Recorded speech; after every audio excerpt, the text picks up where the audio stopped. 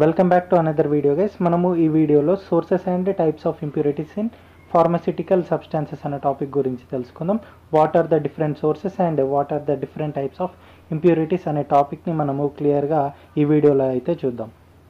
First of all, what is the difference between pure compound and impure compound? In pure compound there will be absence of foreign particles. మనకు foreign particles అనేటివి absent ఉండడం వల్ల మనం దాన్ని pure compound అంటాం. ఏ pure కాంపౌండ్లో అయినా సరే 100% ప్యూరిటీ అనేది చాలా కష్టము.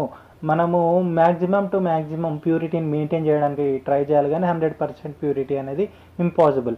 వెన్ కంపేర్డ్ విత్ ఇంప్యూర్ కాంపౌండ్స్లో మనకు ఫారెన్ పార్టికల్స్ అనేటివి ప్రజెంట్ అయి ఉంటాయి. డిఫరెంట్ టైప్స్ ఆఫ్ అన్వాంటెడ్ ఎఫెక్ట్స్ని మనకు ఇంప్యూరిటీస్ అనేటివి కాజ్ చేయడం వల్ల మనకు ఫర్దర్గా ఫార్మాస్యూటికల్ ప్రిపరేషన్స్లో కానీ ఫార్మాస్యూటికల్ ఫీల్డ్లో different types of unwanted effects అయితే మనం ఫేస్ చేస్తాం. కొన్ని ఎఫెక్ట్స్ ఇప్పుడు చూద్దాం. Now we will see some of the effects of impurities వల్ల మేజర్లీ మనకు టాక్సిక్ ఎఫెక్ట్ అనేది చూడొచ్చు. మనము మన హెల్త్ పైన ఈ ఇంప్యూరిటీస్ అనేటివి మేజర్గా ఎఫెక్ట్ చేస్తాయి. ఎప్పుడైతే ఈ ఇంప్యూరిటీస్ అనేటివి ఫార్మాస్యూటికల్ ప్రోడక్ట్స్లో కలుస్తాయో అవి డైరెక్ట్ ఆర్ ఇండైరెక్ట్గా మన హెల్త్ని అయితే ఎఫెక్ట్ చేస్తాయి. ఇది మేజర్ ప్రాబ్లం. తర్వాత ఇది సబ్స్టాన్స్ ఏదైతే ఫార్మాస్యూటికల్ సబ్స్టాన్స్ ఉందో దాని యొక్క స్ట్రెంగ్త్ని, అంటే దాని కెపాసిటీని, దాని ఒక ఎఫిషియన్సీని ఆర్ దాని యొక్క ఎఫెక్ట్ని ఇది కంప్లీట్గా తగ్గిస్తుంది. దాంతోపాటు దీని షెల్ఫ్ లైఫ్ని కూడా ఈ ఇంప్యూరిటీస్ అనేటివి ఎఫెక్ట్ చేస్తాయి. షెల్ఫ్ లైఫ్ తగ్గిపోవడము, తర్వాత ఇది ఎక్సిపియంట్స్ తోటి ఎప్పుడైతే ఈ ఇంప్యూరిటీస్ మెడికమెంట్లో కలుస్తాయో అప్పుడు ఎక్సిపియంట్స్ తోటి ఇన్కంపాటబిలిటీ అనేది కూడా పెరిగిపోయి ప్రాపర్ ఫార్ములేషన్స్ అనేటివి మనము ప్రిపేర్ చేయలేము. అలాంగ్ విత్ దీస్ మనకు ఫిజికల్ ఇంకా chemical changes like colour, odour, taste వీటిలో కూడా చేంజెస్ అనేటివి మనము ఇంప్యూరిటీస్ వల్ల చూడొచ్చు. These are the major effects of impurities in pharmaceutical products. Now what are the types of impurities మనం ఇప్పుడు చూద్దాం.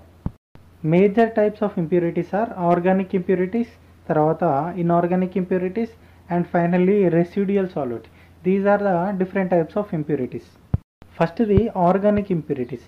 ఈ ఆర్గానిక్ ఇంప్యూరిటీస్ అనేటివి నార్మల్గా డ్రగ్ సింథసిస్ నుంచి ఆరిజినేట్ అవుతాయి. ఫర్ ఎగ్జాంపుల్ స్టార్టింగ్ మెటీరియల్స్ అంటే రా మెటీరియల్స్. ఈ రా మెటీరియల్స్ ఎప్పుడైతే కంప్లీట్గా రియాక్షన్ అనేది చూపించావో ఆ లెఫ్ట్ ఓవర్స్ ఏవైతే ఉంటాయో అవి ఇంప్యూరిటీస్గా కన్వర్ట్ అవుతాయి. అవి అన్వాంటెడ్ ఎఫెక్ట్ అయితే చూపిస్తాయి. Next intermediates are nothing but compounds which formed during synthesis but not fully converted.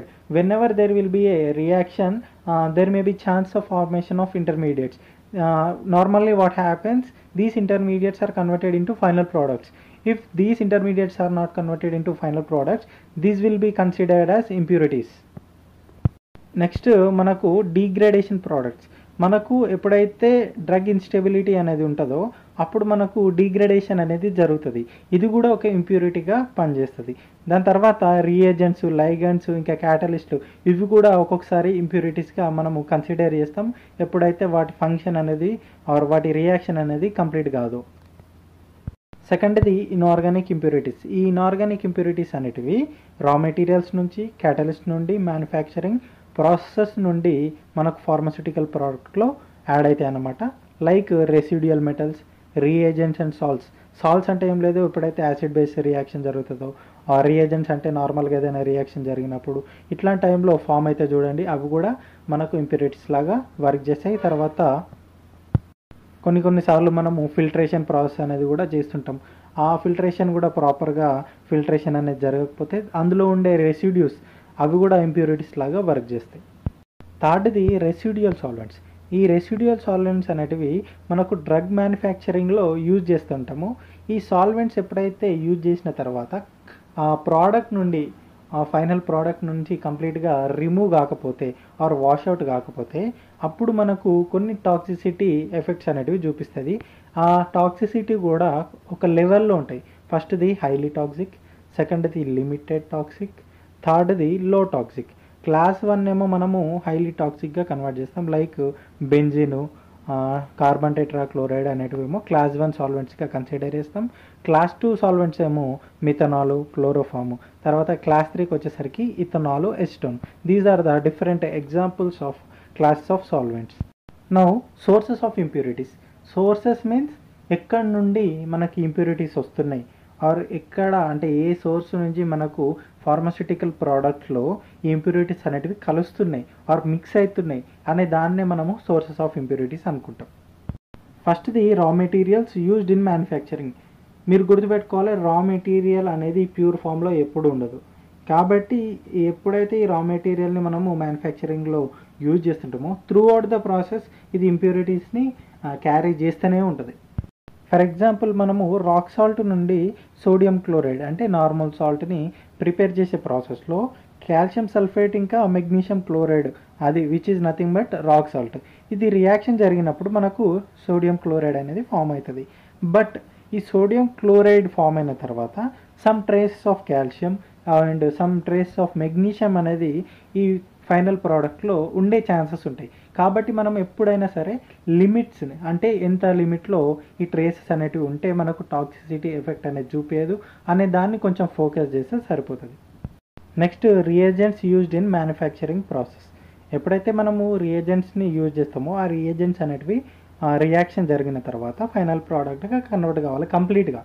ఎప్పుడైతే ఆ రియేజెంట్స్ అనేటివి కంప్లీట్గా ఫైనల్ ప్రోడక్ట్కి కన్వర్ట్ కావో ఆ లెఫ్ట్ ఓవర్ రియేజెంట్స్ అనేటివి కూడా మనకు ఇంప్యూరిటీస్గా వర్క్ చేస్తాయి. సో మనము ఆ రియేజెంట్స్ని వాష్అవుట్ చేస్తే సరిపోతుంది. ఇన్ కేస్ ప్రాపర్గా వాష్అవుట్ చేయలేమనుకోండి, అవి కూడా మనకు టాక్సిక్ ఎఫెక్ట్స్ అనేవి చూపిస్తాయి. Next, methods used in manufacturing. నార్మల్గా మనము ఏదైనా ప్రోడక్ట్ని ప్రిపేర్ చేసేటప్పుడు డిఫరెంట్ ప్రొసీజర్స్, డిఫరెంట్ మెథడ్స్ని యూజ్ చేస్తాం కదా, ఆ టైంలో కూడా మనకు ఇంప్యూరిటీస్ అనేటివి అందులో మిక్సప్ అయ్యే ఛాన్సెస్ ఉంటాయి. ఫర్ ఎగ్జాంపుల్, ఐరన్ వెజిల్లో మనం ఏదైనా రియాక్షన్ జరిపితే ఆర్ ఏదైనా ప్రోడక్ట్ని ప్రిపేర్ చేస్తే ఆ ప్రోడక్ట్లో మనకు there may be chance of iron and arsenic traces.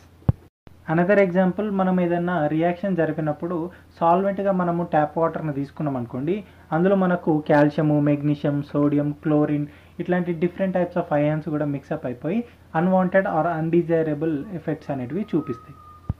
Next, chemical process in manufacturing.